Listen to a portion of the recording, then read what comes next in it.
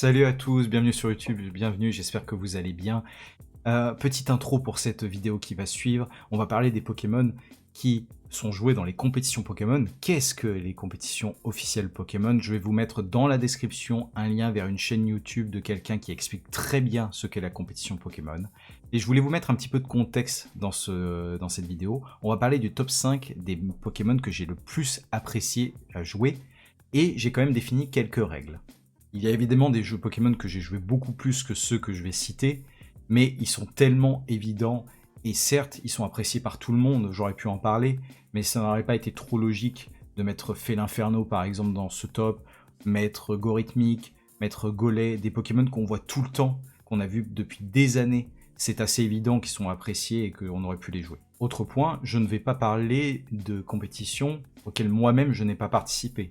Les premières compétitions dans lesquelles j'ai participé, c'est sur la série 1 de Pokémon Épée et Bouclier.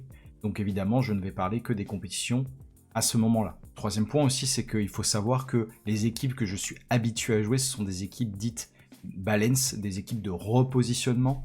C'est l'inverse, évidemment, des Hyper Offense. Les Hyper Offense, c'est des équipes qui sont vouées à jouer notamment très vite, à faire plus de dégâts possibles et de jouer dans un nombre de tours défini, alors que les balance, ça peut être des games longues, qui vont prendre leur temps pour pouvoir avancer ces pions petit à petit. Voilà, j'espère que vous allez apprécier cette vidéo. Bon visionnage. Un des dinosaures de la compétition Pokémon, Tyrannosif. Tyrannosif, c'est un des Pokémon qu'on a rencontré le plus dans les compétitions Pokémon. Il est souvent disponible en Pokédex régional. Toujours très utile avec différents objets, différents sets.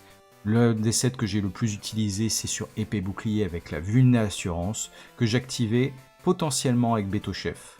L'avantage avec Tyrannosif, c'est que tu as des garanties sur son bulk physique, sur son bulk spécial, également sur ses faiblesses. Tu sais sur quoi tu dois le repositionner. C'était un Pokémon parfait pour moi. Une des météos que j'ai appris le plus à apprécier également. Mais c'est un Pokémon qui a des faiblesses et qu'il faut savoir contrecarrer, notamment les faiblesses à intimidation, les faiblesses notamment à la brûlure, et aussi la faiblesse aux Pokémon de type combat. À chaque nouveau Pokédex régional, je réfléchis à chaque fois, est-ce que j'ai envie de jouer Tyrannosif là? Est-ce que Tyrannosif est fort? Est-ce que je me sens de jouer Tyrannosif et avec quel set? Voici la petite épice de ce top. Moyade. J'ai joué Moyade dans l'équipe avec laquelle j'ai gagné mon premier tournoi officiel. Certes, ce n'était pas un grand tournoi, ce n'était qu'un tournoi local, mais ça voulait dire beaucoup de choses déjà pour moi, qui venaient de commencer. Je jouais Moyade dans une équipe avec notamment Togekiss, Minotaur, Tyrannosif et également Betochef, ce qui me donnait un aspect distorsion totalement faisable, et surtout, c'était un Pokémon qu'on ignorait beaucoup, parce qu'il n'y avait pas beaucoup de Pokémon de type plante dans la méta à ce moment-là, et assez peu de Pokémon électriques. Le seul Pokémon électrique qu'on jouait, c'était Motisma, et c'est vrai qu'on pouvait quand même tenir des coups. Le set que je jouais était un set avec Giclédo, Balombre, Volforce et Distorsion. Ce qui allait plutôt bien aussi avec Betochef. Avec le recul, je ne pense pas que je le rejouerai encore. Néanmoins, ça a été un vrai plaisir d'avoir ce Pokémon dans mon équipe et dans le premier tournoi que j'ai gagné.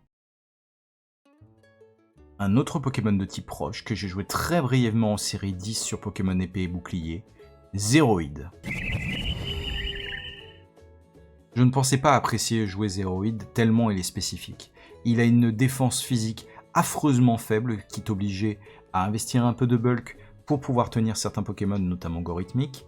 Par contre, il a une défense spéciale extraordinairement élevée, avec des points de vie totalement respectables, et une vitesse très intéressante. Zéroïde était très intéressant notamment avec Laser Météore et l'herbe pouvoir. Ça lui donnait déjà un stab monstrueusement fort, et en plus, il a possibilité de monter à +1 en attaque spéciale directement sur son premier coup.